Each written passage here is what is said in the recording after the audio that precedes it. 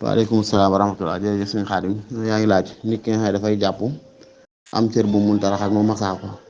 ndax kooku mën naa jiite ki jàpp lu mat waaw mën na koo jiite incha allah taala bu fekkee masaa ki ngànt ko yóbbee rek mën na koo jiite ni ma ne comme ku tiim rek masala bari na lool ci ku tiim ci masaahib bi bu dee musulmaan da jàpp ne dagan na nit ki tiim jiite ki jàpp kon dagan nit ki masaa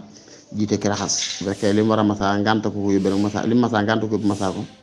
loolu mën na ko maanaam duñ ko tere mu jiite ña jàpp lu ma sëkk Sayyidna Amr ibn al-As xaswatu benn xaswa ci xasawaat yi waaye mu doon amirul jaysi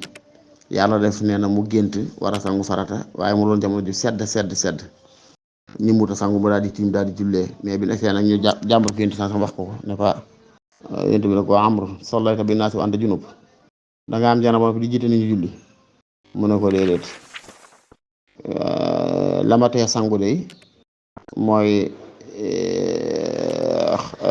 xiftu halaka nafsi damaa ragal ne bu ma sangoo sedd man damaa faat te ma dégg ci alxuraan suñu borom wax ne wala taqtulu anfusakum inna allaha kaana bikum rahima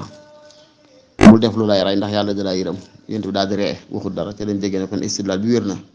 ci nit saa yu amee ngànt loo xam ne moo ko tee jàpp bu tiimee